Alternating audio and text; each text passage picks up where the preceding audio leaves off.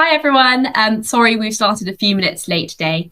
Hopefully that's okay for everyone. So today we've got two amazing people from Oxford Net Zero, and they both work on the engagement team for Oxford Net Zero. So Kaya, in particular, looks at strategy for the Oxford Net Zero engagement team, and then Rosalind works with sort of the private and the public sector and leads engagement in that way. So without further ado, I'll hand over to them to give their talk, and we'll run till roughly 7 o'clock, and then have a quick break, and then we'll start the Q&A like normal. Great. So feel free to start when you're ready. Hi, everyone. It's so great to be back at the School of Climate Change. I've been doing talks with the School of Climate Change since I was in the School of Climate Change 7 years ago. And my name is Kaya Axelsson. I lead the kind of strategies, as she mentioned, around how organizations need to get to net zero. I work a lot on standards. And Rosalind and I work together trying to talk to corporations and governments and organizations at almost every level of governance that is needed to interpret this global temperature goal that we have into something actionable. So we're excited to talk to you today about that, but also something I traditionally talk about at the School of Climate Change is what individual people can do from ground up, what movements can achieve, and what direct action means to the climate movement and how that's moved the needle. So we're really looking forward to being here with you all. Keep the questions flowing in the chat. It's such an honor to present to so many people around the world, and we really see this as a two-way discussion. So keep the questions and comments coming. We welcome those. Just as a reminder of where this cohort of amazing School of Climate Change people is in, it seems that you're almost halfway through. So it looks like this will be a very natural follow-on. Last week, you had Indigenous and human nature relations with some great speakers there. And it seems like next week you can look forward to a panel on healthcare, disease emergence, and climate change and the intersections therein. So tune in for next week. And with that, Rosalind and I will just go over a little bit about what we hope to cover with you all today, if you're structuring your notes in some way, or if you just like to know what's next. The first thing we'll do is kind of set the scene about what has happened in the net zero landscape and what kind of the climate change response has been from the top down and bottom up. Then we'll go into the progress and failings of top-down approaches, whether that be at the international level, the national level, or governments around the world. We'll talk about this political moment because we have to talk about what's going on and how that influences our work.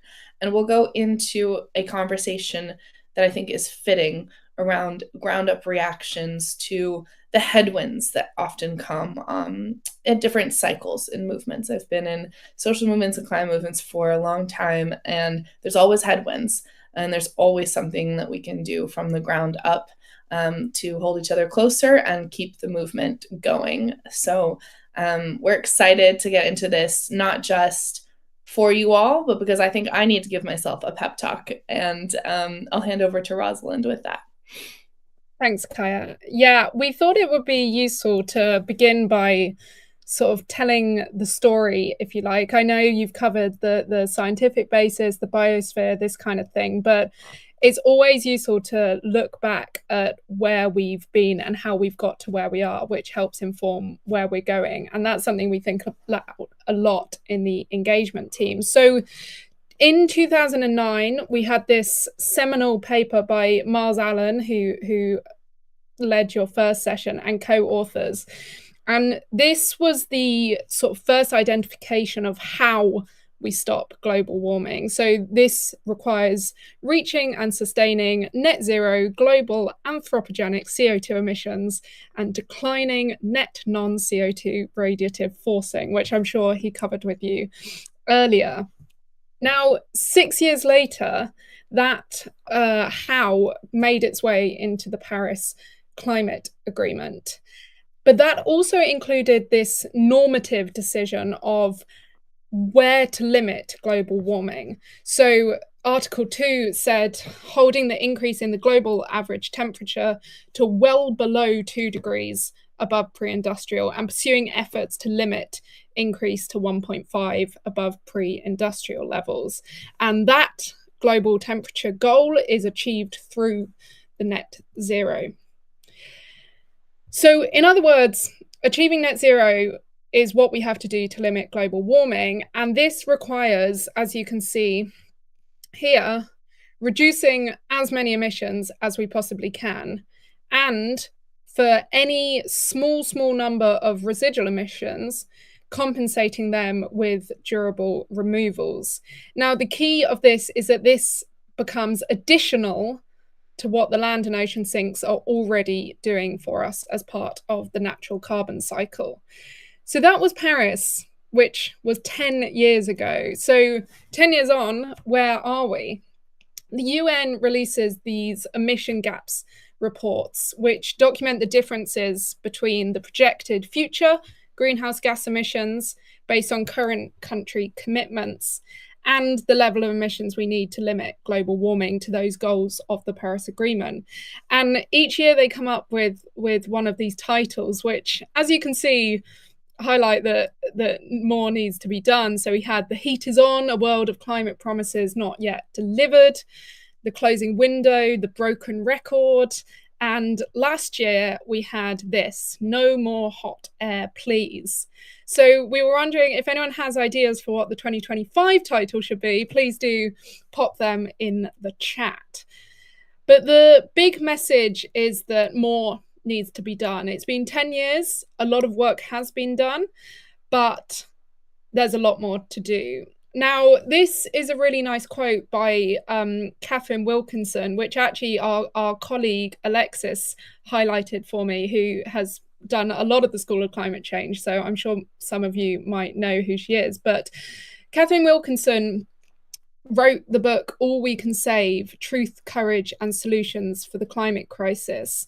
And despite the headlines of the emissions gaps reports, there are a huge number of people embracing this messaging and really taking on the idea that this is a pivotal moment and working very, very hard to build this architecture that we're going to talk about to realize the temperature goals of the Paris Agreement.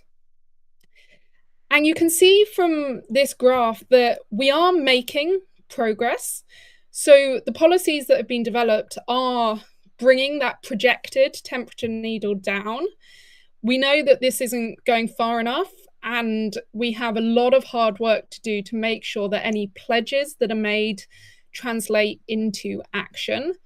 But there is this architecture that has risen around this goal of global temperature, around the goal of limiting global temperatures. So we are bending that needle. With pledges and targets, we bend it even more, but we need to make sure that they translate into action. But as you can see on the 1.5 and 2 degree pathways, a lot more needs to be done. And the key issue, if you like, the way I see it, is that translating this global concept of net zero into action by different actors at different levels is really not easy. And some of these headlines reflect that, because claiming net zero at one level, when really net zero is this big global concept, is a really fine balance to make. And translating that concept into action means making really normative decisions about who is decarbonizing, at what speed and scale do nations, businesses, people have to act, and also who is responsible for those things. How fast do we decarbonize? What activities do we count towards emissions reductions? Who's paying for them? And it's in this context that we in the Oxford Net Zero Engagement team work.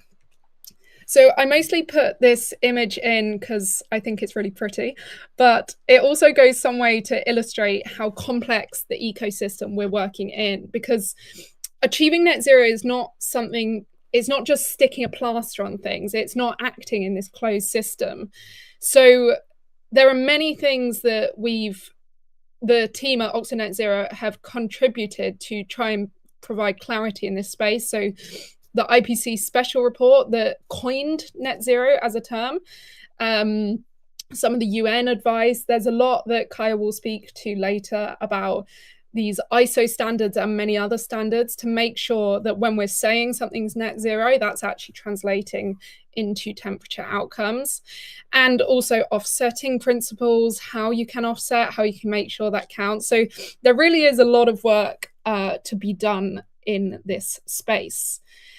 And the key to bear in mind is that the urgency of action is increasing, because whilst I showed that graph of the progress that has been made, we are pumping out more CO2 emissions every year, and temperature change is cumulative to that carbon dioxide in the atmosphere. So it's absolutely integral that we examine how we are engaging actors across scales. We revisit the governance architecture that has emerged to make sure that progress made over the next decade is what is needed.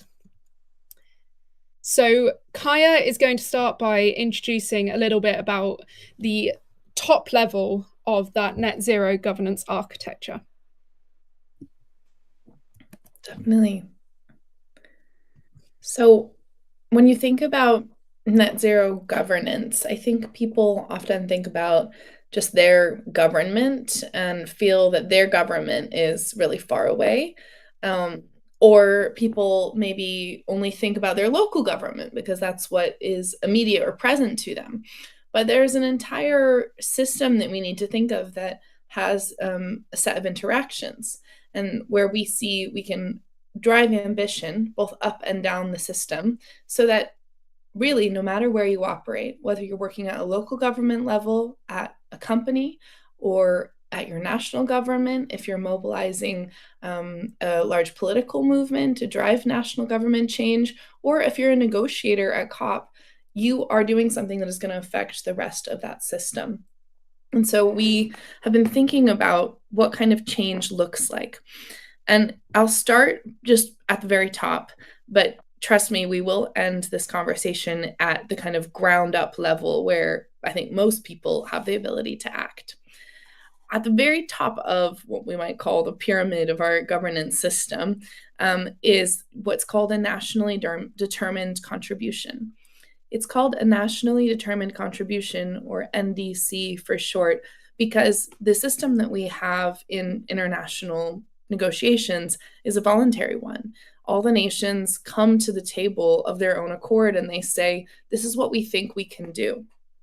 NDCs, or nationally determined contributions, are a commitment to act, and usually they're defined in terms of emissions, like we will reduce our emissions 30% according to, say, a 2010 baseline.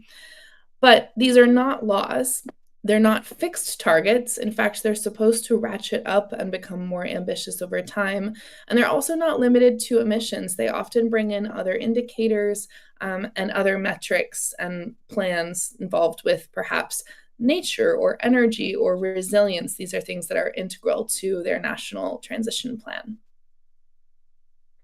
How do these national transition plans fit with or how do these national determined contributions fit with this net zero science that we were just being described by Rosalind? It's a question of how many kind of sources and how many sinks a country has. And sometimes there's a question of, are they trading those things? So the Paris Agreement in 2015 that was mentioned, this global agreement that all the countries were going to come to the table with these nationally determined contributions, acknowledged that countries were going to aim for a balance between anthropogenic emissions, sinks, and sources, so sources and removals, by the second half of the century. And this balance then needs to be translated at the national level. How is the country going to reduce its emissions and then figure out how to protect and restore removals or enhance removals in order to get that net zero balance? Same thing we have to ask at company level. So here you see examples of NDCs, or nationally determined contributions. They all look a little different. You'll notice that some of them are kind of filled out in the table. Some of them talk about the actual policies that they've passed in order to implement them. Others are more a set of a list of actions. The more detailed the nationally determined contribution is, and the more detailed it is in terms of what we call the implementation agenda, filling out what the transition plan is for each sector, what policies they'll be able to put in place, the better. That's what we call accountability in a nationally determined contribution. And you can look at kind of how good we think these commitments are at the international level. There's an international tracker called Climate Action Tracker. Some people disagree with the ratings in the system, but here you see Climate Action Tracker picking on my country, which I think is significant because, not just because of the current politics, but because what the Climate Action Tracker does is it takes into the account historical emissions and the ability and capacity to reduce, in addition to what actions are being taken and how thorough the NDC is. That's one resource for you if you're curious to see which countries are doing more or doing less. And then the international commitments that we might see are translated into policy. And what this graph shows you is that current policies are still not where we need them to be in order to meet our temperature goals. Even kind of conditional or unconditional NDCs added up are not where we need them to be in order to meet our temperature goals. But I think the graph that Rosalind showed us previously is a really important one to remember. What if we weren't trying? What if all those burnt out negotiators had not tried to implement the NDCs that then have translated into policy? We would be so far past our temperature goals now. We would be in an even worse place than we are. And so I think it's just a good reminder to just keep going. Every degree matters because human suffering matters. And every degree and fraction of a degree that we're able to keep from succeeding our temperature goals is reducing human suffering. If we could go to this question of implementation. So now I'm going to talk about what does it mean to translate an NDC or a nationally determined contribution into national governance. The first thing I look at is whether a country has a nationally determined contribution enshrined in law. And does it have a net zero target that's formally in their own legislation? So 148 countries have net zero targets. This is sort of part of their NDC typically, but only 29 of them have formally enshrined their targets into legislation. I think that there are more, but I think just there's kind of technicalities around what we think of as formal. Countries with domestic net zero targets enshrined into law are much more likely to bring up corporate ambition, which is, I think, a very interesting finding. So this shows you how when a country holds itself to account, its corporations feel, oh, it's serious, we should probably take action as well. Even when net zero targets are adopted into law, plans underlying them are often missing on key elements. I'm going to paint a picture. Denmark was one of the first countries to put together a national transition plan. The country of Denmark said, hey, we need industry to work together in different sectors and come up with their sectoral strategies, and that's how we know, what we can contribute. And those sectors kind of looked at each other and they said, oh no, we're relying on the same biomass, for example. So this is going to get us in trouble. Then the nationally kind of determined contribution had to adjust. Countries had to make kind of decisions. The government had to make decisions and make sure that Denmark could still be on track. That's an example of how implementation really matters in case, there are gaps in your strategy. Countries such as the UK, Germany, and New Zealand also have something called a Climate Change Act, which is a whole kind of act that holds the country to account for its own NDC and for its transition plan. They have legislated carbon budgets and an independent review committee that tells them whether they're off track or on track. And their courts can even hold the country liable. This is a form of accountability that we'd like to see in more countries because it creates a pathway to citizen power. Citizens can bring countries to court if they feel that the country has not kind of followed its own commitments. And you can also see examples of how countries that have these kind of climate change acts have better thought through governance and strategies as to how to make sure they have a just transition, many other benefits. Yeah, so once you have these national commitments, the real hard work is making them mean something. And there are many ways governments can work to achieve the targets they set out in their NDCs, whether they're set into law or not. As Kaya mentioned, we'll talk later about this conveyor belt model of working towards mandatory regulation, which we're seeing emerging evidence for. But these are just some of the key policy domains that we track. So disclosure is about transparency. So this is requiring the reporting of emissions. There are a huge number of frameworks out there and building on these standardized frameworks that are allowing us increasingly to compare and compare between businesses and other actors to really understand where the problem is. And this is something that is also useful for investors, policymakers, and as you'll discover later, the public, because it's a way to ensure we know where the emissions are coming from. Transition plans, as Kaya mentioned, are basically a how-to plan of clear targets and timelines. And again, there are good frameworks that exist for how to write a good transition plan that often include aspects that are beyond just the emissions. And that is something that businesses are increasingly using. Claims are a really important one, and one that we're looking at a lot this year as new standards are emerging or being revisited, and ensuring when someone says something is net zero, carbon neutral, or sustainable, this kind of thing, it's really important that we verify what that means and prevent from greenwashing, but also prevent from actually just mistaking what action is translating into. Procurement is one that we're very interested in at the moment and are about to start a research project on this, because government spending is, I can't remember the number, Kaya, do you have it at the top of your head? It accounts for how much of GDP? I think it's 22%, something between 50 I was going to say 23, so somewhere around there. Yeah, so governments actually have this huge spending potential and a real market shaping potential for how they're spending their capital. So they're not just shaping the market through policies, they're actually shaping the market through their spending as well. So that's a really interesting policy that we're starting to see a lot more excitement around. And of course, product standards. You might have seen, you know, whenever you're buying something, looking at a house, energy efficient standards are a big one. You know, being able to tell what product is sustainable, what is not, it's something we're seeing increasingly.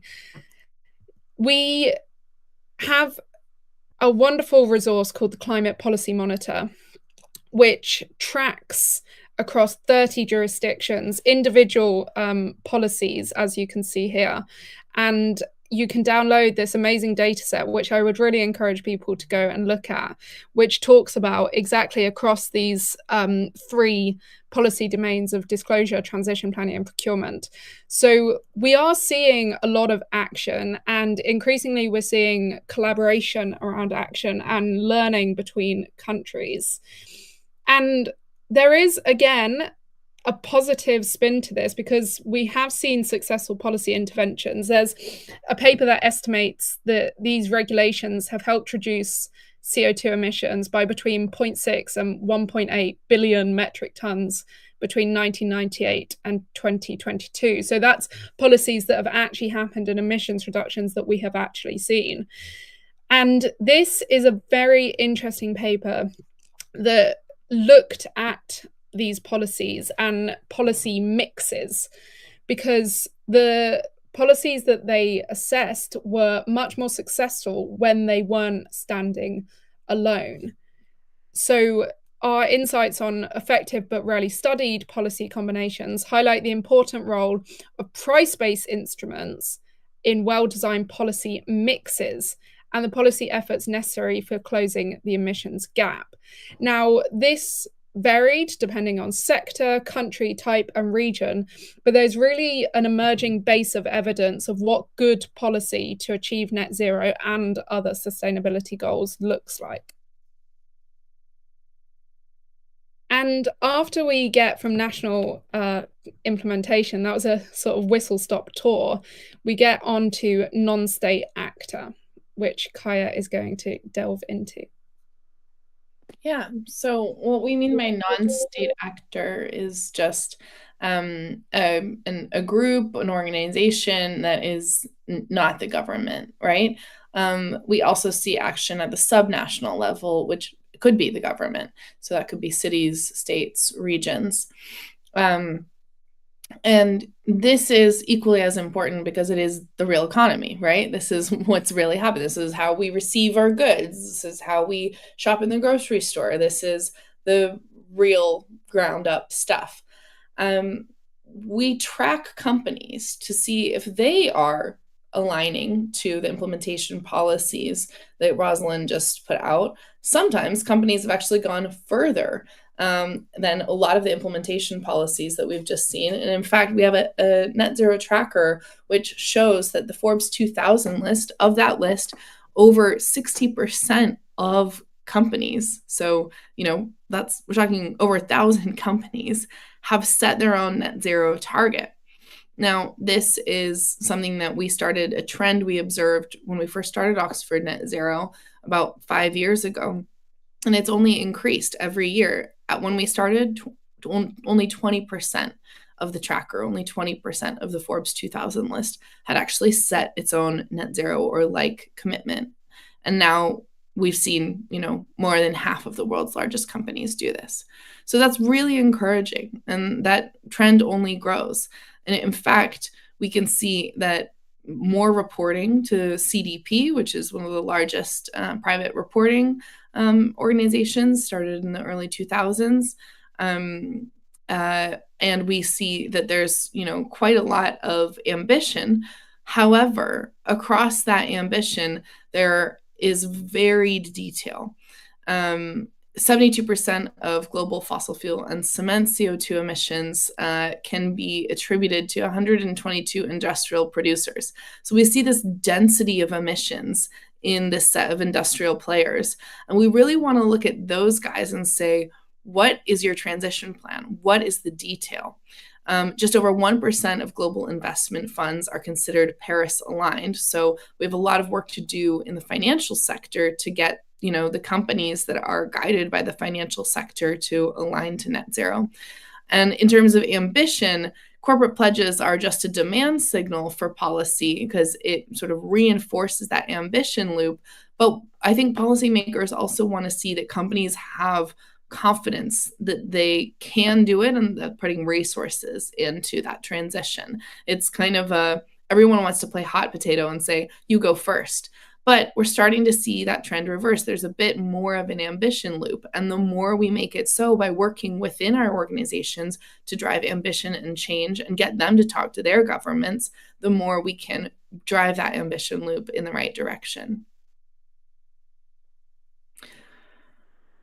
Non-state actor commitments have increased, as I mentioned. So the Science-Based Targets Initiative is, sometimes people say SBTI, is one of the most important standards globally. It's kind of where companies have gone to say, our target, our net zero target, and our interim targets are science-based. We are following a pathway such that if all the companies in the world did what we're doing, we would get to net zero. And in fact, we're following a pathway even in line with what is probably our fair share, because we come from a country where we have historical emissions or we have stronger capacity to reduce.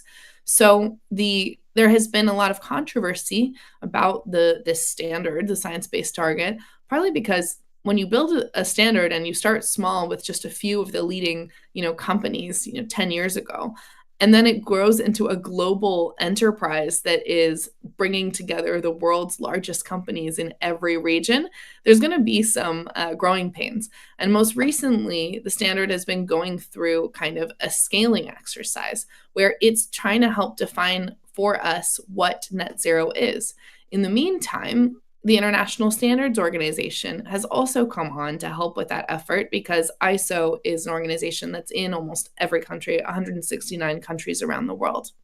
So what's in these standards, and what do you kind of need to know as a shorthand if you're in an organization or wherever you are? You could work for a school, you could work for a large company, you could be developing your own startup, but you want to go net zero.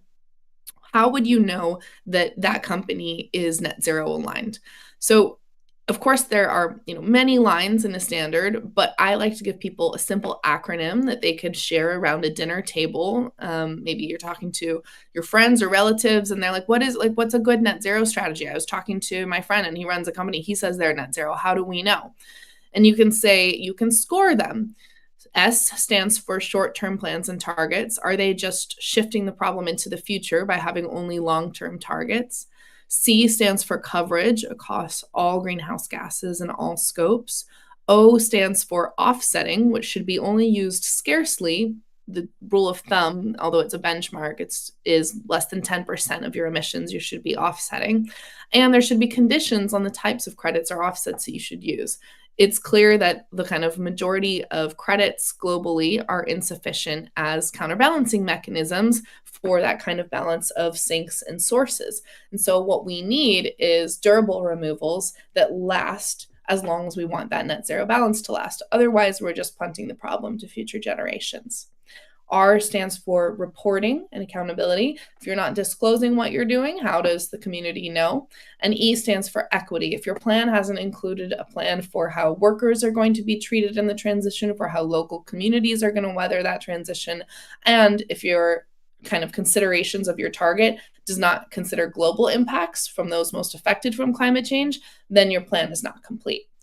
So that's a fun dinner table conversation you can have if someone asks, what's all this net zero stuff and what does it really mean? We also, if you want to get really into the weeds, did a systematic review of all of the voluntary guidance out there, whether it's by a consulting firm or by another NGO, looking at what does net zero mean. And you can check out this paper. It's called Governing Net Zero, Assessing Convergence and Gaps in the Voluntary Standards Landscape. And that goes into a lot more detail if you want more than a single acronym as to what good net zero looks like. These are some of the standards we look at. So the greenhouse gas protocol is the standard you're going to look to usually. There's also an ISO standard that does this for quantification and measurement of your emissions. If you're like, and what categories of emissions am I looking at? Am I looking at my heating? Am I looking at my transport? Do I look at my supply chain emissions? The greenhouse gas protocol has you covered. It's a little dry as a read, but it's very important. There are kind of good pieces of advice on climate transition action plans. The kind of new buzzword of the day is a transition plan. If a company doesn't have a transition plan, but they have a net zero commitment for the last 4 years, I'm going to say, where's your transition plan? Because that's where the detail really comes in. And the TPT disclosure framework was one of the kind of early set of principles around what a transition plan needs to have. There are a whole bunch of other standards, as you can see, that help companies guide their way through. If you're a small business or you're working with small businesses, we started with We Mean Business and Exponential Roadmap Initiative, a website called the SME Climate Hub, which is for small and medium enterprises, and it walks them through in a more simple manner. But how do all of these standards and voluntary initiatives interact, and how do they ultimately become regulation and policy? What we've seen kind of looking at the literature and looking at kind of the anecdotes as to how organizations kind of spring up, is that you've got a group of dedicated people who say, we really need a framework for this. Let's take the Task Force for Climate-Related Financial Disclosure. A bunch of bankers were suddenly motivated to work on climate, and they got in a room and they said, let's write the TCFD rules. And then they were able to convince the kind of higher levels of regulatory disclosure on financial regulation to adopt those. So it took a while. Sometimes, though, these things happen through iteration. So a strong voluntary initiative like the TCFD will get kind of hammered out and tested by companies. Then sometimes there's campaigns built around them so that we get more companies to sign on. Sometimes in the process, weaker voluntary initiatives get kind of kicked out. And then we formalize these into the more kind of traditional standards at the level we might think of in the International Standard Organization, where you have something that can eventually get embedded into regulation and policy. This is a very ground up kind of model for how we can design and iterate and improve and then eventually formalize climate rules. But sometimes people also just jump across this and go straight to the government level and say, we need a new policy and we want to work with you to do it. But it does often help, I think, to get together with others and test it. We operate in this whole kind of landscape on a bit of a theory of change that if you are operating at the corporate level or at the private sector level, if you're part of a business and you are driving up the ambition of your business, and then the kind of government level sees that can enhance ambition, which can then in turn enhance more ambition at the corporate level. And this is, I would say, a slow moving cycle, but it is one that is empirically tested. And so we have colleagues at the LSE, and in fact, our director, Sam Fankhauser, worked on this paper that showed that countries that have stronger nationally determined contributions are more likely to have stronger kind of corporate ambition. And corporate ambition is also significantly correlated with stronger national ambition.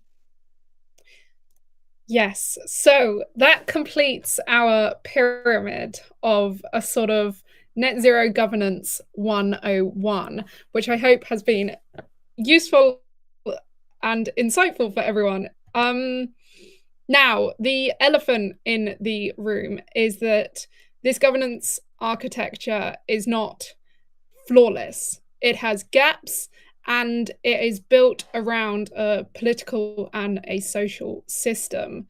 So among the American elections, blizzard of early executive orders, 2 of which revoked net zero targets. And the net zero tracker that we mentioned, for the first time, had to drop the global net zero coverage, that is the amount of global GDP that is covered by a net zero target. That, for the first time since 2021, dropped below 90%, and it went all the way down from 93% to 78%. But there is nuance amongst these numbers. So what happened when we saw subnational action is that number actually went back up. So many states, businesses, cities recommitted to Paris-aligned net zero targets, and that number went back up to 84%, still below the original number of 93%, but not quite as catastrophic as you might think. And the good news is that even in these political moments where we may be feeling headwinds, this pyramid that we've drawn here, nothing is acting in isolation. And yes, there are difficult times ahead, but across the world, yes, there's the US, we have this We Are Still In campaign where mayors, county executives, governors, etc. recommitted. But we also have in India, 14 out of 20 regions have set, with net zero targets, have set earlier dates than at the national level. And so it's not necessarily that a national level acts as this ceiling of ambition. Often it does, but it doesn't have to. And perhaps in this political moment, it's a time for subnational non-state actor and ground up action to shine. This is something we've been talking about a lot in the team, because obviously we're embedded among climate change professionals a lot, and we have many colleagues in the US. And we were talking about this, and I don't know if any of you guys are nautical or have spent any time at sea at all. I'm sure some of you are from the coast, but we were thinking about it as being stuck in the doldrums a little bit. So this is an area of the sea where you're characterized by sudden storms and then complete flat. And that's how it can sometimes feel at the moment when you're getting executive orders or other political headwinds across the world that seem to be putting a brake on net zero action. But whilst you can't use the sail in these times because you haven't got any wind, you haven't got any reliability, it doesn't mean you can't do anything. And that's what we're trying to think about at the moment. You can physically row yourself along, you can do other things to make progress, and know that when the winds come our way again, we will be there to work with them. We will have set the frameworks that we need to work with them. And what we really wanted to highlight is that this governance architecture that we've spoken about, that's in the literature, is what has emerged from this work to translate global net zero into action. And our pretty picture over here, talks about non-state actor as the lowest rung, but really this is operating within a social world. All of these systems and structures have emerged from populations, from countries, from people. And so we shouldn't underestimate the power of this level and the impact that this level can have on influencing the pyramid of governance.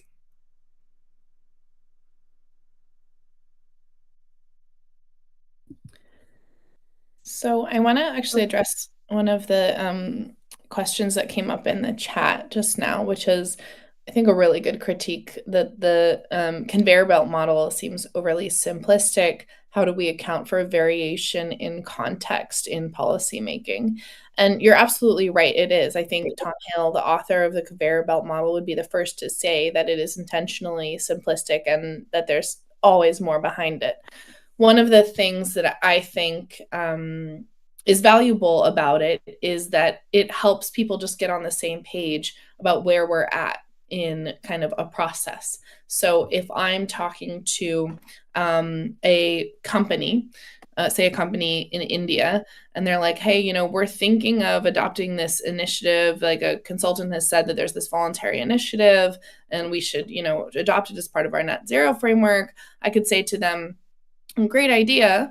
Do you want to adopt it now? Do you think you want to play with that as something that you're exploring? Do you want to wait till it's a formal standard and it goes through the international standard process? We can have a conversation about where these rules are and how they might be likely to be imposed upon an organization or offered to an organization. And in response to this context specific, it's definitely not perfect. International standardization is not perfect. It's often dominated by the same powers that have more capacity to contribute in other spaces.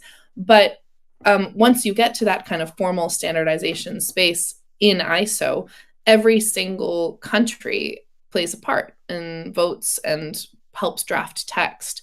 And so that can improve the kind of context-specific policy design of a standard. That's one way in which international standardization improves the kind of equity considerations or global context considerations we might have. The other way in which kind of policy contexts need to be developed at home is through consultation, through procedural justice and consultation with local communities. And I'm going to talk now about how that's kind of a two-part process where we need local communities to be engaged and interested, and we need local governments to be consultative and thoughtful.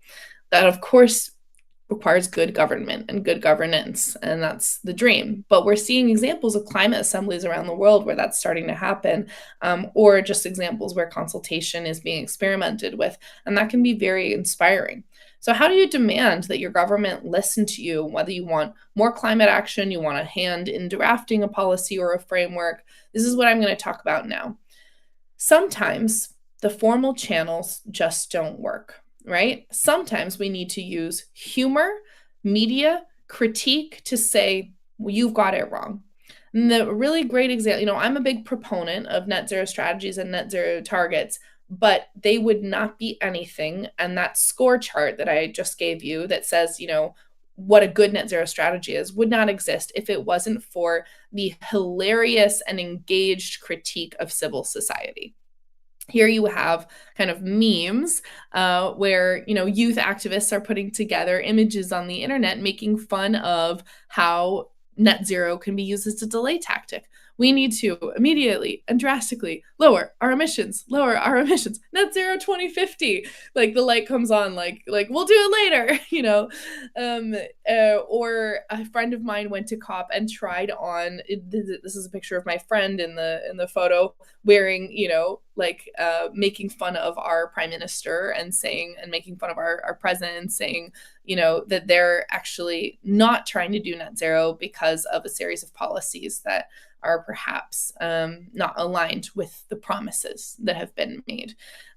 Whether or not you're the type of person who would want to don a mask and make fun of a situation, that's not how I operate. I tend to work through more formal channels, but they did have an impact, and the standards definitely changed as a result of that critique. Now net zero, part of the definition of net zero, if you read the standards and policy, is that you have to have short-term and interim targets, that you have to have an energy transition plan, that you have to consider equity for workers. This level of detail in the policy wouldn't be there if it wasn't for the critique and, frankly, the kind of overwhelming movement of young people who were saying, we don't buy it, we want more. So generally, there's this kind of area of what we would call direct action that can be taken when a community doesn't feel like they've been listened to. It's, I think, a very democratic principle to say, I am going to take action outside of the terms of agreement set by people in power in order to make a necessary change. That, to me, is the highest form of democracy, when someone says, I am actually taking it upon myself to work within the system as far as I can, but then also to challenge the rules of the system if the rules of the system violate fundamental principles of humanity, of a healthy access to air and water and the things that we all need to breathe, right? These are just kind of higher order principles that show that a population is switched on and thinking and not taking no for an answer. So climate direct action in that way is a goal in itself. It's saying that I am an engaged and awake and turned on citizen who wants and cares for my community. There are various things that kind of deter people from taking that philosophy or approach, and I am absolutely respectful of people who have a range of approaches in terms of how they engage in the system. But one thing is true: people who take action that is motivated from that fundamental higher order principle way outside of the terms of power actually do change things. What could be considered radical climate protest or climate protest outside of the zone of what's considered comfortable for society does actually turn out to change policy, even if those people are not the ones negotiating that policy. And that's what we call the radical flank effect. And that's how ground up policies can, or ground up actions, even if they're not formal policy change, can inspire change. Apologies if this is pedantic to anyone and anyone has already done a whole bunch of this. This is just something that I think is important to talk about as part of the whole wide spectrum of governance. Sometimes climate direct action is not just, valuable in itself, but it can also create the world we want to see. This is not what we think of. This photo is not what we think of when we think of a protest. It's a picture of Brazilian landless workers who are cultivating their own garden in an occupied state. So this idea that land justice is climate justice, that when you care for your community, you care for your soil, you do the type of care that you believe the earth and people in your community deserve, that is a form of direct action. And it's especially a form of direct action when someone is telling you you can't do that. Sometimes direct action can be an act of protection against the forces of destruction. So this is a really beautiful story about, after years of physical defense, the Guarani people of Pastaza won this historic ruling in Ecuador in order to protect 500,000 acres of their territory in the Amazon rainforest. So to them, this was a defense of their way of life and against the forces of destruction. But it's not without its risks. And I don't want to be sitting here sort of advocating for climate direct action without an acknowledgement that I have never been under the kind of levels of threat that many people around the world, especially in the global south, are when they take part. So more than four land and environmental defenders were killed every week in 2019 when I first made these slides. I know it really depends on the government and the changeover and kind of how that trend shifts, but this is a very sobering fact that sometimes the kind of defenders and warriors among us, they oppose governments who are not happy with them, or perhaps industry. Usually it's industrial interests that are not happy with them. This is something that we should be aware of, but I think it only motivates us more to act in whatever ways we can, whether they are through humor or culture, or whether they are through more direct means. Sometimes direct action can reveal greenwashing or culture jamming or identity correcting. So this is an example of a flyer that friends of mine made when they went to go protest at a local council meeting about their utility commission. The utility commission in Portland was saying that they were really green and that, everyone should just be happy with the energy that they're getting because they've got some wind panels. And what the flyer was showing was actually how little of their energy mix was in renewable energy and how much they were still relying on natural gas and other forms of fossil fuels that the community voted against kind of using. So they kind of rejammed the flyer that was made by Portland General Electric to say, yeah, people, planet, performance, but they have little pictures of the guys greedy and the planet's burning. And they were able to kind of change the conversation inside that council meeting. Sometimes direct action can reveal greenwashing. So these are images of some of the companies that some protesters have felt was not particularly in line with their stated values. Sometimes just taking over a logo, especially a logo that is already really in people's minds and really familiar, can help people see in a different way. And sometimes direct action has more personal benefits. Direct action can be a form of prayer or teaching, or it can create assemblies of new communities that are coming together to just be in a way that can change us on a fundamental or even a spiritual level. So this is a photo of Indigenous women leaders protesting the expansion of the Dakota Access Pipeline in the US. And it was, in addition to being an incredibly powerful climate mobilization that united climate communities across the US, it was in some ways, first and foremost, an Indigenous cultural event that brought together forms of prayer and song and dance that had never been shared before, or at least not in recent decades.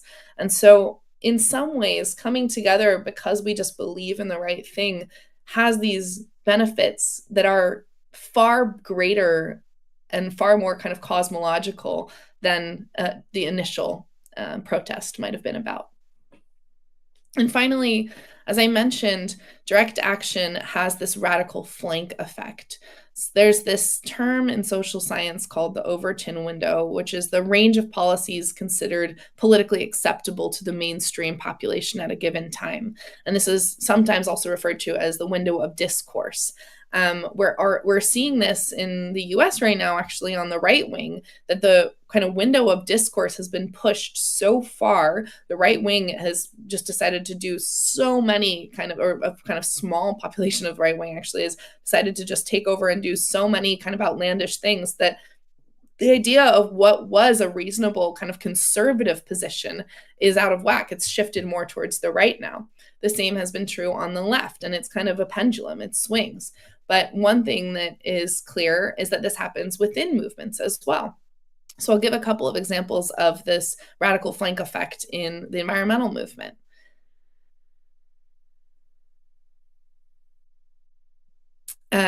Greta Thunberg is a prominent figure in the environmental movement, a youth activist. Shortly after she started doing her school strikes, some researchers decided to study if there was any effect of the school strikes. And what they found is that in regions where school strikes were more prominent, they were popping up, it was companies were more likely to invest in carbon credits, which was a proxy for kind of corporate net zero commitments and corporate action. I think Greta probably wouldn't have really liked that companies were relying on carbon credits to reduce their emissions. However, it is an example of how her kind of what would have been seen as radical position shifted action towards what others saw as kind of moderate climate action. And then direct action doesn't have to look like protesting with a sign. It doesn't have to look like gardening where you're not supposed to. It doesn't have to look like praying. It doesn't have to look like anything physical really at all. Sometimes, in my view, direct action can be writing on the margins of a standard or looking at a council briefing and saying, I think that we should adjust this. Sometimes people can have just as much power with a pen as they can with their feet. And I think this is one thing that I like to share because everybody has a different disposition, a different way of being. I know I'm someone who is comfortable with a microphone or a megaphone, but I also know that I'm somebody who is deeply gratified and stimulated when I'm able to see change happen because a policy or a text is changing and I've been able to have an input. And I think people are afraid to put themselves forward as someone who can draft text, who can negotiate. But all of you can absolutely have a hand in policy writing because what policy is at the end of the day is just an expression of our collective will. And so we all have not only a hand in, but a responsibility to take direct action and try to write policy in the image of the world that we want to see. So I want to stop here and have a discussion with you all around what the purpose of direct action might be. This is an image of a very controversial direct action where some Just Stop Oil young protesters poured soup on a protected painting. I want to be very clear that that painting was not ruined. There was covering over it. But this upset a lot of people. And I think understandably, art lovers who really think that that's a precious piece of work, right? And the Just Stop Oil, the youth protesters, they said, we needed to make a point because you weren't listening to us. We needed to go someplace where you would pay attention. And clearly you're paying attention to this art.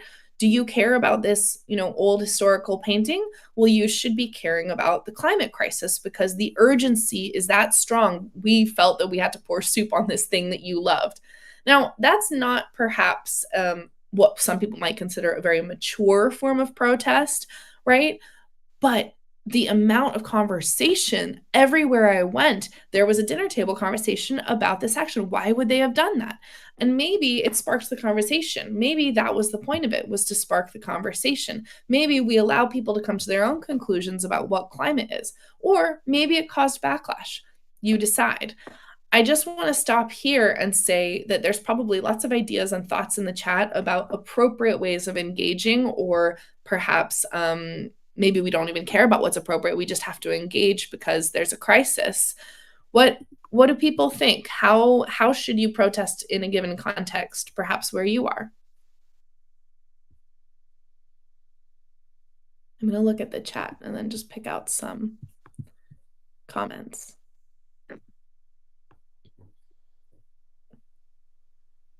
Rosalind, what do you think about this? Do you know, this is a really interesting one. I was scanning the chat to bring other people's opinions in instead because I have to say I used to be very much of the opinion that direct action was something that disillusioned more people than it changed. And then I was really curious when that paper came out about shifting the Overton window, because I had to really revisit my assumptions about it. I see some people in the chat saying radical protest is necessary. It brings it into the media, and it does raise lots of criticism. And I think people forget that violence has been key to many major advancements. The suffragettes, for example, were a violent group. Yeah, all of these things are very true. And I think, actually, I would just echo your fact that protest is not only done in one way. And I think that's something that, for me, has really changed how I think about it, because some people are happy to do the direct action. I'm not really that person, but I much prefer the engaging sort of more directly with things that I see as wrong. But have you seen anything in the chat? There are many protests in the Amazon with energy industry. Yeah. Symbolic acts of protests can be effective to draw attention. I think that if you're in an authoritarian government, it's really important to use humor and symbols because it's a little safer. It can be more anonymous, right? And it keeps the spirit of resistance alive. It says to someone, even if you can't see them and talk to them, you're right. What you're thinking is what we're all thinking. This is wrong. The government shouldn't be cutting down the trees in the Amazon, or the government shouldn't be kind of expanding this natural gas pipeline, right? So it's like this subtle way of kind of winking at someone else. You leave a little sign in a town square. Just a subtle way of saying, I got you. I see you. You're not alone. And that is probably one of the most important things we can do politically, is make each other feel that our feelings about the kind of protection of the planet over profit is not alone. We are actually powerful, and there are many of us trying in different parts of the world to help. But if we feel we're alone, we'll stop trying. That's for sure. Yeah, and I think actually it comes back to this image, because there is work to be done at every single level of the governance architecture, both down here to exert up and horizontally to unite. And I think also protest can be the form of, like you say, going and speaking at a council meeting or having difficult conversations, instead of just saying, actually, I'm not going to bother talking to this person. Have those difficult conversations. There are many different ways to do it. And I feel like in the chat, there's a recognition by many that it can disillusion people. Perhaps that's something that is one part of a wider system that is necessary. I like this suggestion of sharing pics before and after extreme climate events. Of course, we're also in this wider world of misinformation, which is a whole nother seminar in and of its. Yeah. I think that action compels people the most, right? Like demonstrating, walking the talk, finding a solution, being someone who doesn't judge what others are doing, but says, I'm gonna try and create some good in the world. I think that is one of the things. And that's why I like direct action, right? In my hometown, there was this group of people who said, we don't have bike lanes and we need to be able to bike to work. This is ridiculous. We don't want to have to take our cars to work. And so they put bike lanes up. And then the city was like, haha, well, that's actually technically illegal. We got to take those down, but we've got your point. We're going to give you your bike lanes. And they got bike lanes put in place. Sort of doing the thing that you want to see, taking responsibility for the community is, I think, where I draw the most inspiration. But I'm looking at the chat, I'm seeing some people are saying, we can't do things if they're illegal. Yeah, doing illegal things is only one of many, many, options, and you have to assess under what circumstances that would feel necessary. But sometimes it can make a point, because why would you do that? That puts yourself at risk. Some people get inspired by that. I do think also there's a comment here about perhaps targeting the protest in a way that's getting to the right people. I think there's definitely something there. It's such a normative discussion to have. Yeah. I think maybe there's no right answer here. You engage in the ways that we have one common cause. That's why we're all here at the climate school. but then you engage in ways that feel honest to you. And I think that in general, I'm more of the opinion these days that we need to stop being so harsh on each other. We already have so much in common by caring about the climate. And so maybe we could be a little less critical of each other and a little more empowering towards one another. I don't think it's serving us. I think the right has gotten very, people who are anti-climate have gotten very organized and very welcoming to each other. Maybe we should learn from them a little bit, even if we have different views. Yeah. And I think there's a big thing to be said about bridging the divide, because I think something that I've learned through the work at Oxford Net Zero is that often you'll have conversations with people, or you'll assume what someone's position is before you've spoken to them. And actually, by having that conversation, you realize that perhaps if you word things in a particular way, or if you work together on a certain thing, it really depends who you're talking to. But I would definitely advocate for talking to people around it. But to sort of summarize what we've looked at today, is there is this sort of pyramid of governance architecture that we almost did a little 101 of. And the reality is that we need climate action to translate global net zero, this global scientific abstract concept, into action at every single level. And the top-down action has to be informed by the social realities, and the ground up has to look at where it's focusing within this wider system. Kaya, I don't know if you wanted to take I think it's typical to have a couple of minutes break, and then there are some amazing questions in the Q&A that we can delve into. Absolutely, that sounds good. Cool. Okay, how about we take 3 or 4 minutes and we'll pop back soon. So if people want to run, stretch their legs, get a glass of water or something, we'll be back. Put any questions you have in the chat and we will do our best to tackle as many as we can. Great.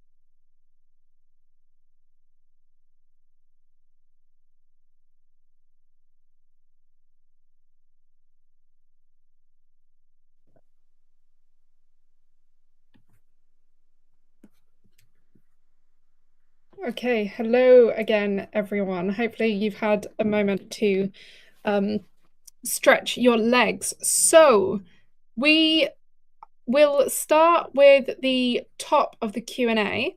I believe there's a way I can make it come onto the screen. Maybe not. Kaya, do you know how to do that? Okay, I'll just read it out, that's fine. So the most voted up question is, how can a long-term low emission development strategy that can be incorporated in climate action through the sustainable use of resources available to us in a more susceptible manner? So I think that's asking, if I understand correctly, how can we have a long-term low emissions strategy that combines with development and use of resources. Kaya, do you have any initial insights on that? Oh, you're on mute. I think that the question about how you develop a strategy is a really great one, because this is what we work on. So you can look at the kind of transition planning requirements. You can look at international standard organization standards, and they will have sort of a couple of different sections. The first will be like your kind of high level target, right? But then there will be, and this is kind of the direction we're trying to push companies towards, more a section that outlines the mitigation action or the implementation strategy. And that really often, at least when I'm working on standards, I include requirements on the sustainable use of resources and circularity, and thinking about avoiding resource use in the first place. I think also an important thing to mention that relates to this is that net zero strategies are not really, in my book, credible unless they also incorporate nature. So if you haven't thought about, your impact on nature as a company, then I don't think you can really credibly say you're net zero, given the important role that nature has to play in the global net zero transition. But I don't know if I've answered that question exactly. No, Asha, maybe you could write another question in the chat explaining if we haven't answered it correctly. But I also wanted to pick up on the use of resources, because this is something that's often not coming up. Sorry, the question just disappeared and distracted me. The use of resources is something that I think we talk about perhaps a bit more in the energy transition, but not in the wider conversation around it's in sustainability. But I think actually it's something that we could consider a bit better in net zero strategies. It kind of comes in indirectly in from an emissions perspective in terms of embedding emissions in certain resources. But I don't know, Kaya, I feel like it's something that perhaps we could look at a bit better. Yeah. I mean, a lot of the emissions that there will be overlap there, right? A lot of the emissions in, for example, Oxford University's supply chain can be mapped to deforestation. And so there's a relationship there, but it's not a perfect proxy. Yeah. Yeah.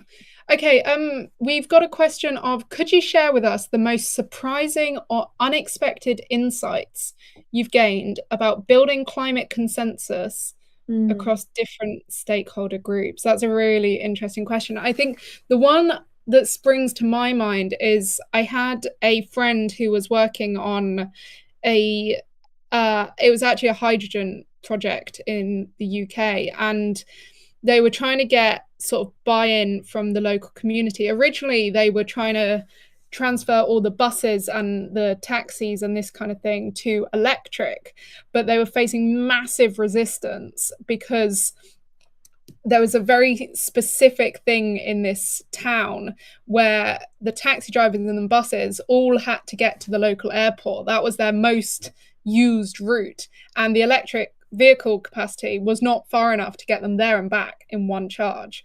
And when they came along with this hydrogen plant, which included feeding for taxis and buses, they was suddenly really, really on board and actually quite keen. And I think that was a kind of climate consensus among this sort of stakeholder group that had originally seemed very resistant to the electric vehicles, which could and was kind of attributed to, not caring about the climate change.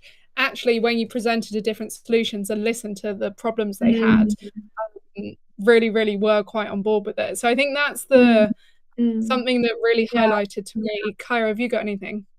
No, I think that's spot on. When you listen to people's real concerns and you get to the heart of what their real concerns are, most of the time it's not what you thought. Most of the time they're not objecting to the solution that you're proposing. They're objecting to an aspect of it you maybe didn't even consider, an unintended consequence you didn't even consider. And so I always do that when I'm negotiating.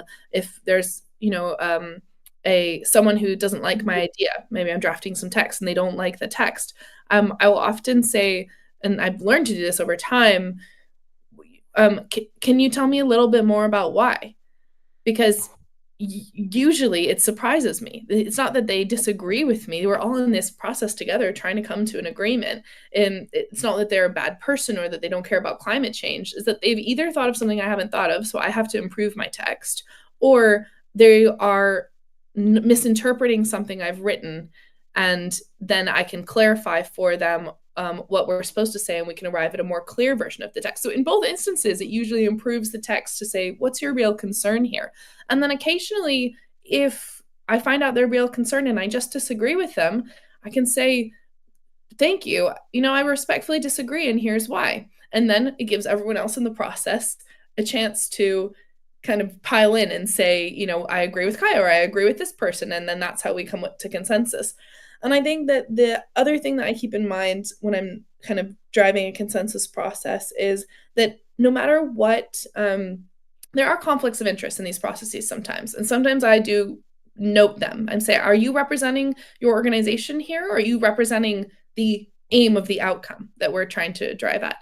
But more often than not, I feel that people are not just representing their organization, they're also people. And you have to remember that in a process. People are people, and they sometimes have split identities, right? Sometimes they're representing, a company and they have to say certain things. But a lot of the time, if they're in these processes, they also care a little bit. And so talking to them as people as well as representatives of their organization is a really important learning that I've had to develop. Absolutely. Okay. The next most voted question is, where might geoengineering strategies come into play in this debate? So that's an interesting one. I suppose that would include carbon dioxide removal, right, Kaya? No, I don't like putting those in the same sentence. Interesting. Neither do I, but I think a lot of people do consider them synonymous. But let's not, though, because carbon dioxide removal is a very specific way in which we are able to basically scrub the atmosphere of its pollutants and put them back down. And it's a proven way, and it's healthy, right? Like plants do it. We can do it through chemical processes that are safe and have been proven.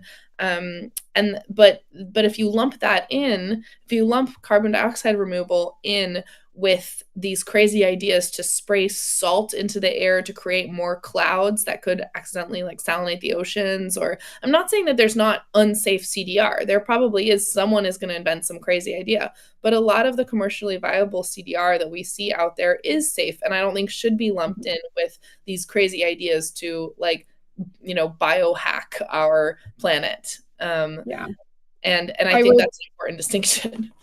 Yeah, I completely agree. I think if anyone's looking for a book recommendation, Ministry for the Future talks a lot about various quite dystopian geoengineering strategies. So that's definitely one to read up on if you're interested in that. So we've got the next one is Very interesting presentation. Thank you, Francesca. Can you please share with us more about ongoing work that you are conducting, especially working with governments and non-state actors in developing countries? Anything on supporting governments to hold multinational and transnational corporations actually accountable on their net zero commitments? So yes, and Kaya has been doing a lot on this. Yeah, thank you for that question. So Rosalind had a slide earlier that showed the types of policies that we track around the world. So we look at when countries are making companies, operating in their regions, develop transition plans. So we talked about how like a company needs to have at the minimum a transition plan behind their net zero target. We are looking into net zero aligned procurement. So using the power of governments to buy only, from companies that have strong net zero strategies, or specifically to do procurement at the level of the product, to only buy products that have a lower emissions intensity. That's one way that countries can engage on that. And we see countries in both developing and developed contexts implementing new, very exciting sustainable procurement policies. Usually they're kind of green public procurement broadly, so they don't just look at carbon, they look at, natural resources and stuff as well, in line with the previous question. We look at mandatory disclosure, which is, the first step of accountability. Of course, it's just the first step, but mandatory disclosure is common in developing and developed contexts all around the world. I think over 66% of the world is now required to do some form of mandatory disclosure. And so the regulations are out there, but one thing that you can help us with is to let companies know that the regulations are out there and they're spreading, and that they should be applying kind of the minimum level of effort, at least, to disclose their transition plans and comply. And then there's also these carbon pricing policies, of course, that, Rosalind was sharing. Our colleagues did a paper showing that policy mixes with a combination of regulation, incentives to sort of drive green business, like contracts for differences or, tax breaks, and then carbon pricing. When you get those sort of three pieces all together, that's the sweet spot.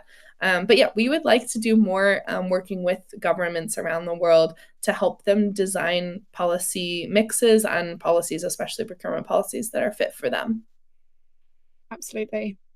We've got a question here on greenwashing. So it seems like a lot of the net zero claims, whether from governments or private entities, are just greenwashing and don't translate into actual change and action. How can we combat this, and how can we spot this greenwashing? I mean, absolutely spot on. We are really concerned and have been doing a lot of work on how we can assess whether someone saying they're net zero aligned is actually translating into action. And increasingly, standards are emerging that are doing a lot of work on this. So in terms of the pyramid, I think both embedding accountability into different layers, so holding each other accountable, but also looking to the standards that have been developed through consensus processes. So the key is that everyone is very, very clear on what it means to be net zero aligned, and there's no room for misinterpretation. So I think a lot of that work is happening. But I would also say reference the direct action and look to, if you see an example of greenwashing, ask, why have you done this? I think there's also an element of ground up action that can counter that. Kaya, do you have anything else to add to that? Yeah, I'm gonna evolve my thinking here and say that I think it's actually a little bit unhelpful for us to use the word greenwashing all the time as if we're like the greenwashing police. I think it's a lot more helpful for us to take, say, some of the documents that I just put into the chat, the standards, and say, here's where your gaps are. Great job for starting. Like, that's more than a lot of people are doing. And we would really like to see this and this and this in line with internationally agreed standards that show that there's more work to do. And I think until we have every country requiring that all companies set net zero targets, we do have to acknowledge a little bit that it's not table stakes. And like, while it's table stakes in terms of the Forbes 2000 list, like, over 60% of them have set a net zero target, some of them might be threatening to walk back. And I think we have to work with them as a critical friend, is what I would say in this political moment. If you had asked me this maybe 6 years ago, when it felt like momentum was just the wind was at our backs, I might have given a different answer. But it doesn't ever hurt to be a critical friend. You can always, ratchet the criticism later, but you do want to help, because this is also about helping companies, right? Like, they are facing extreme risks if they don't do this. And so maybe pointing that out to them is like a good strategy. Yeah, and I think this links to what we were saying earlier about asking that question of, why has this happened? Why are you doing it like this? What is your perspective on this? I think that's another great form of direct action that I've seen over the last couple of years can actually drive really meaningful change, because often there will be a reason, not always. There are nefarious actors out there for sure. But yeah, I would definitely advocate for opening the conversation. Okay, we've got, do you think carbon markets are key to climate action? I have my doubts about trying to attack a problem caused by capitalism, brackets climate change, with more capitalism. Mm-hmm. Big question. I work on this question every day. It's a really, really tough one. So I think it depends on what you are trying to use carbon markets and carbon credits for. You're asking like master's house, master's tools. Ultimately, at a philosophical level, I'm not going to answer that question. But at a practical and technical level, I'm going to tell you what's working and what's not. So there are a huge number of great projects in carbon markets that deserve funding one way or another, right? And the kind of proposition we have given to a lot of companies as to why they should fund these projects. Now, I'm talking at the project level. There's a lot of bad projects, but there's also a lot of really good projects, like forests that we really want to protect, or people who are just doing amazing work with cook stoves or reducing energy in places where, people could leapfrog. So then the problem is, I think, in how we've framed it. The value proposition we've given to businesses is that they can keep carrying on with their emissions, or some portion of their emissions, if they buy this thing over here off the market.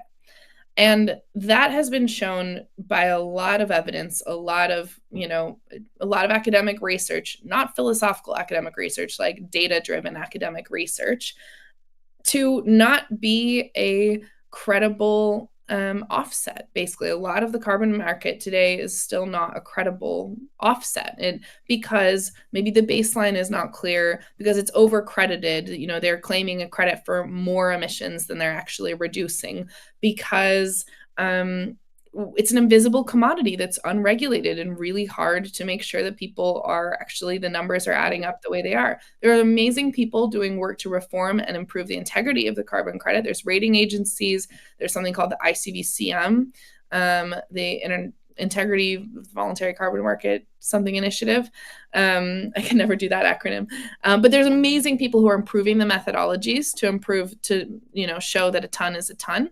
But I still wouldn't be comfortable using carbon credits as offsets of ongoing emissions, especially when those companies that are continuing to emit are probably the ones with the most capacity to reduce. So the exception is that we need to scale durable removals, and those are a lot more high integrity. They're a lot easier to drive those emissions down. You can see that there's like an action that has taken place there. It's a lot more verifiable. And so I think that if we were to align kind of to net zero, an organization would only plan to kind of durably remove an offset only those emissions that it really truly thinks it's going to be hard to abate by its net zero target date. And there's a role for carbon markets to play in the removal space, but also there's other ways to do that. You can do it through offtake agreements, through just investing in a project that like does removals, right? That's not very efficient, so not every company is going to be able to do that. So I think there's a role for carbon markets, and there's also a role, I think, for carbon markets to just continue, expanding like money going into good work. I think that we probably would be in a worse off place if we decided to turn our backs completely on the carbon market. But I think we have to be careful about what we use it for, and deciding that it's an offset and that we're balancing the books over here with like an indulgence credit over here is probably not the strategy. Instead, what we're doing is we're encouraging companies to invest money in only the highest quality credits as a contribution to their global net zero effort, saying, look, we're taking some financial responsibility because our emissions continued this year. And so we're not saying that we're done with our targets. We're not washing our hands of our effort to reduce our own emissions, but we're taking some immediate action today to help someone somewhere else in the world through what we think is a really high quality carbon credit. It's been checked out and it passes the methodology. But that's my view. Other people have different views. Wow. That was a good whistle-stop tour of carbon markets. Sorry.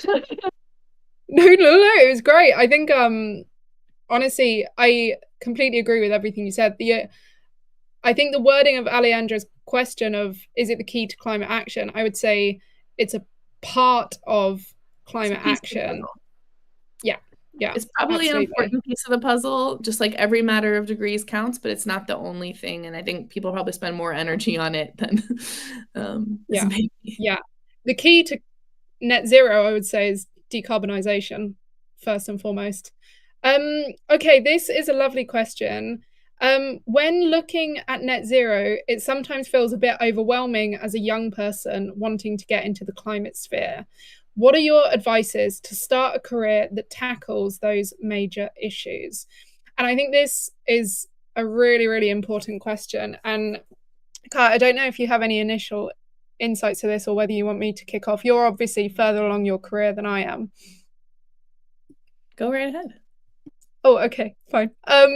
So Cecile, as someone who's sort of relatively recently come into the climate space, my background was I sort of did earth sciences and the very physical stuff, and I did science communication and education, and that kind of transpired into talking about earth systems. And so I worked a lot in education of, I would talk about climate change, but I think the key transition for me was exactly like you say, into a career that starts tackling those major issues. And the gratification I felt in terms of feeling like I was dedicating my time into actually trying to make a difference at whatever scale that is something that really motivates me. And so even though it is this big, overwhelming global challenge that has impacts for intergenerational equity, for, developing countries, for the poorest amongst society,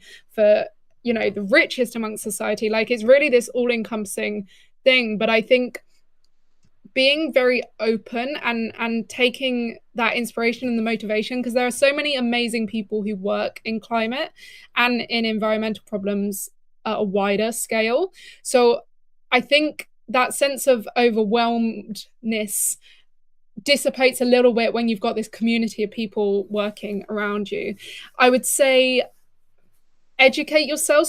And being at the School of Climate Change is a really good way to do that. So you're clear on what you do know and also what you don't know and where you need to learn and what to be open to. So I think those are my advices, but I would say go for it, because we need more people fighting the good fight and really spending their energy on what matters. Kaya, what do you think? Pick a sector you want to specialize in, find a mentor, and just ask a ton of questions. And read everything and listen to podcasts about decarbonization in that sector. Or if you're someone who's more of a generalist, think of a skill that you can offer to the movement to apply to multiple sectors. But just like, I remember my first couple of years working in the climate space, catching up to all the lingo and everything. I just listened to podcasts. I had notebooks. I have a whole series of, introductory kind of books I bought, and I still consult them from time to time. It's such an exciting field. It's intellectually always at the cutting edge of new knowledge and new solutions. And don't be afraid to boldly ask questions, even when it seems, I guess that's always good advice, right?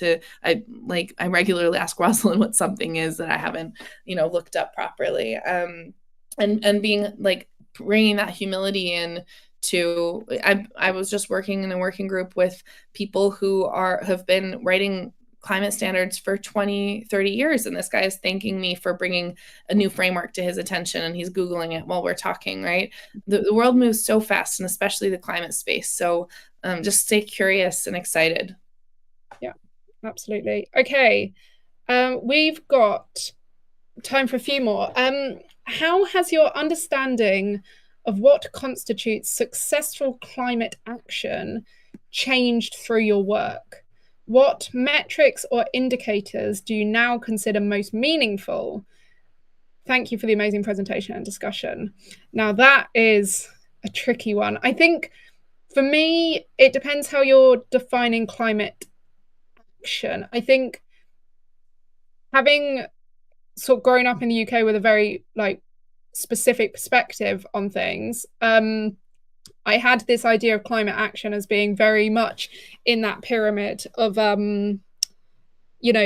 measurable emissions reductions, this kind of thing. I think actually through my work, I've had my eyes open to a lot more of the ground up action that Kaya talked about. And so I think metrics and indicators are a really difficult one because they're super, super important, especially in the specific net zero aspect of climate action, because fundamentally it is a case of the numbers, right? And so obviously carbon emissions and greenhouse gas emissions more generally are something I look to a lot, but I would also look at wider metrics that aren't quantifiable and shouldn't necessarily be quantified in terms of meaningful action. And they're the things that incorporate the social change, the equity, the empowerment, because I was talking to someone earlier about how this isn't a stick in plaster solution. This is a whole social system, and climate action is not something that happens over 5 years. It's something that happens over 50 years, over 100 years. And I think trying to put just a metric on a specific number isn't sufficient to drive the sort of wider social change. So yeah, I'd say certainly carbon dioxide and greenhouse gas numbers, but I also look to sort of less quantified indicators. Just in the interest of time, I will move on to the next one. Given that we are operating in a social structure to achieve net zero, how do we overcome system barriers that come with acting from the ground up? For example, how do we overcome political disinterest when we are lobbying climate-directed initiatives from the community level?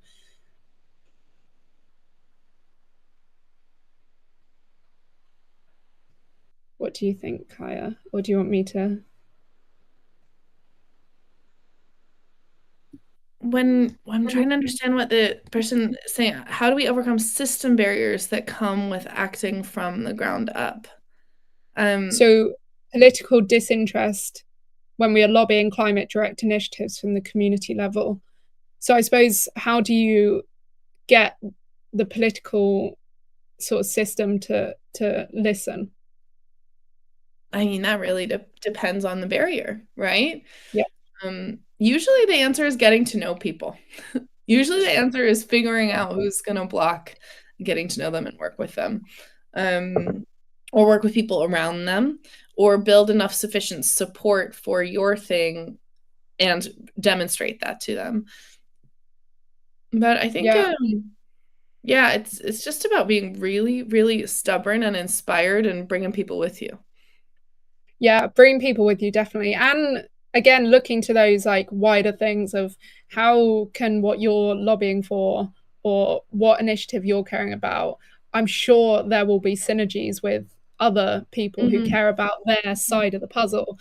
And so bringing these pieces of the puzzle together really makes a much stronger campaign, I would say. For an SME, we have done the carbon accounting as per the Greenhouse Gas Protocol. To make it more of a yearly process, do you have a specific framework that you would recommend? The SME Climate Hub has a carbon calculator tool, I think, but I'm not sure there's not another framework besides the GHGP. yeah, it might just be a case of distilling like internal sort of interim targets of every year and tracking progress against those. But I think you could use the greenhouse gas protocol, a sort of adjusted version, to achieve that. Okay, shall we maybe take 2 more questions and then we'll let everyone get the rest of their evening. So I have one genuine and simple question, that being resident of northern Pakistan, our area is going through dry weather. When I discuss with people that we are in a climate change crisis, then people ask me what we can do. We don't have so much in our hand like resources. Whatever we can do, we can't stop melting our glaciers because we don't have any resources and technology. Yeah, so that's a very poignant comment. I don't know if you have any response to that, Kaya. I mean, I think the most important thing is to, consider the health of the community and survival, right? So whatever people are doing to make sure that, I think you probably know best in terms of fighting at the international level, sharing your stories in forums like this one and online. And there are communities I know of who have brought fossil fuel giants to the courts for exactly this. So I know there's a community in Peru that is in a legal court case with fossil fuel companies because water dried up in their region. And they were able, through attribution science, to show the kind of industrial players that are responsible for the majority of emissions and for lying to us about the science. And so those court cases are ongoing. And I think sometimes communities can be complainants. There are also,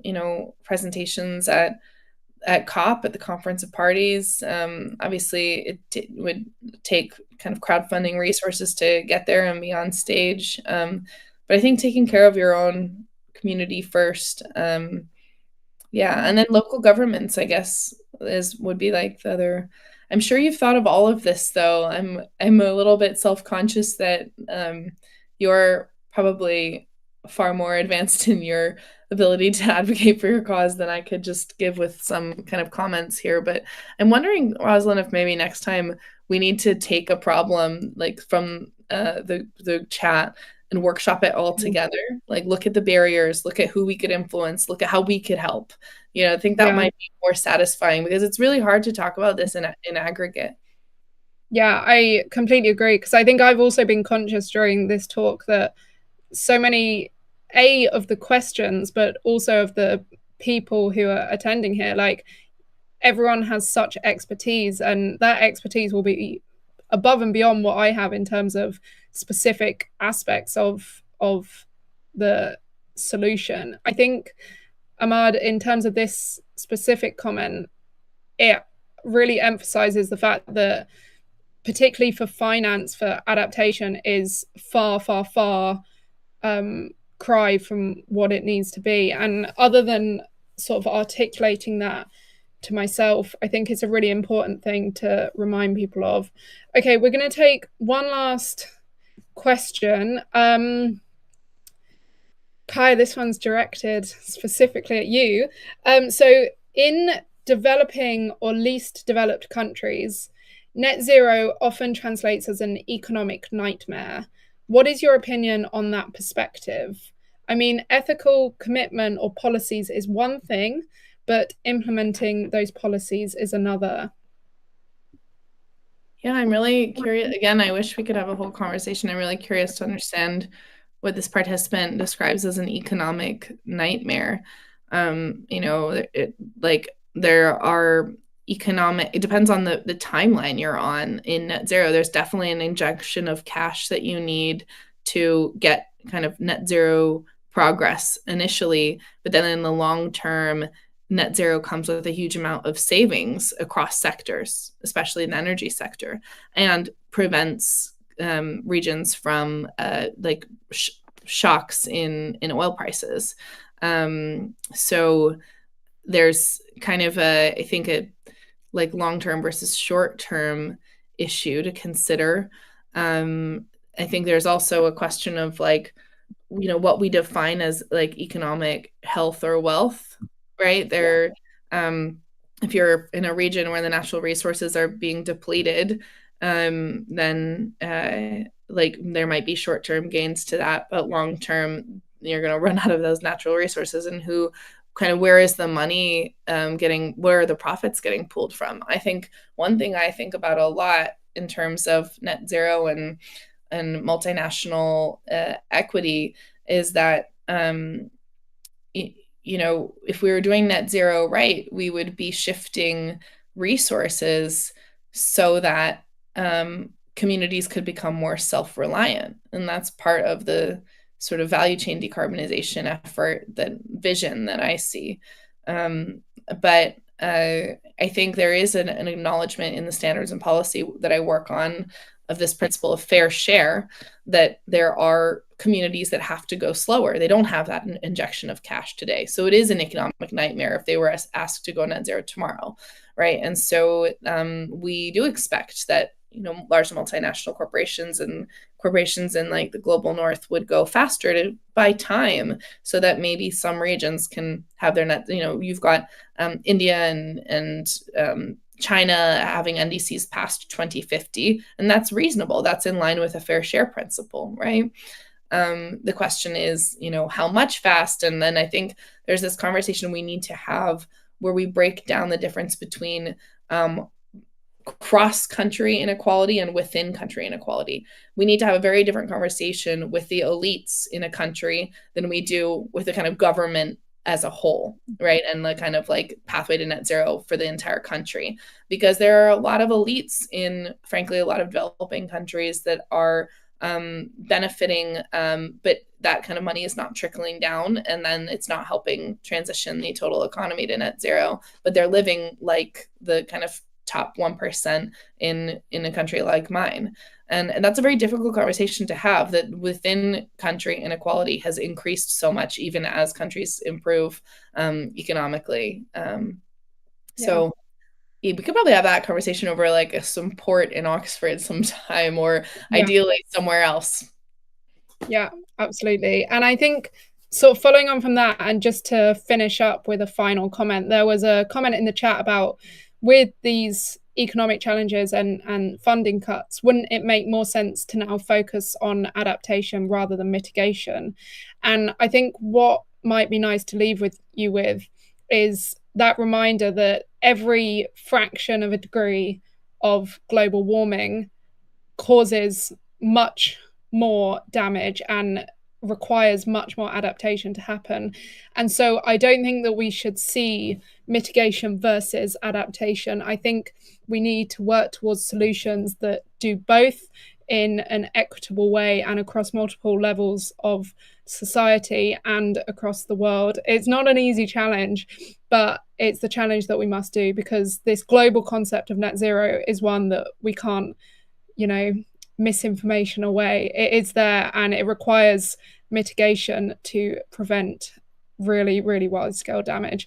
So thank you so much, everyone, for listening to us talk for almost 2 hours. I think we're going to go back through the chat and the questions and really ask ourselves them. So please do have a look at the Oxford Net Zero engagement team work.